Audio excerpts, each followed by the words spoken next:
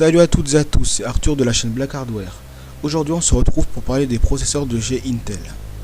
Parce qu'il y a différents processeurs pour différentes utilisations. Alors les processeurs de chez Intel.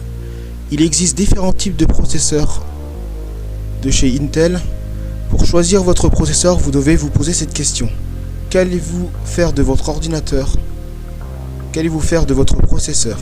Est-ce qu'il vous servira juste à faire de la bureautique? Ou est-ce qu'il servira à faire du jeu vidéo? Ou bien à faire des tâches lourdes comme du rendu avec des logiciels applicatifs?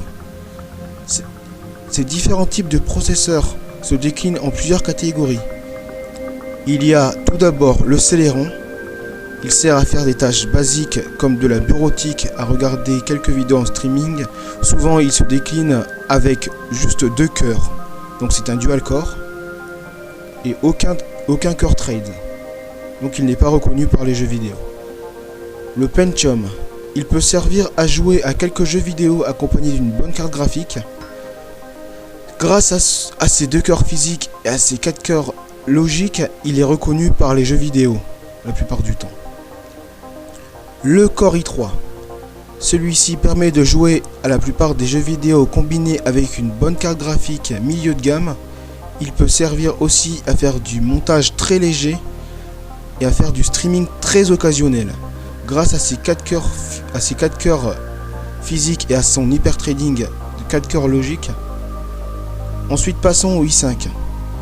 Il sert à la plupart des joueurs. Il permet à jouer à de nombreux jeux de type Fortnite en basse résolution grâce à son chipset intégré, sans aucune carte graphique. Il permet aussi de pouvoir entrer dans le monde très bas du logiciel applicatif avec une bonne carte graphique. Il permet aussi de jouer à des jeux plus lourds, aux jeux les plus lourds du marché, en 4K ou en Full HD, avec une bonne carte graphique haut de gamme. Le Core i7. Majoritairement utilisé par des professionnels, il permet de jouer en 4K sans aucun problème. Accordé avec une carte graphique haut de gamme, il vous permettra aussi de faire du logiciel applicatif très lourd ou bien de pouvoir faire de la modélisation 3D. Grâce à son hyper training sévère et grâce à son Turbo Boost 3.0. Passons tout de suite au Core i9. Ce processeur est un processeur très haut de gamme, souvent réservé aux professionnels. Vu son grand nombre de cœurs, il est parfait pour le nombre de cibles, pour les infographistes voulant faire des rendus en 4K avec une optimisation du ray tracing nativement, sans aucune carte graphique. Donc vous pouvez rajouter une carte graphique très haut de gamme pour atteindre des performances très élevées. Et ensuite nous avons le Xeon.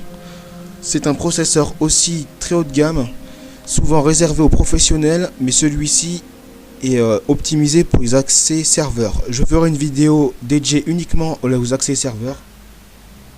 Donc c'en est déjà fini pour les processeurs de chez Intel. Je vous invite à liker la vidéo et à vous abonner.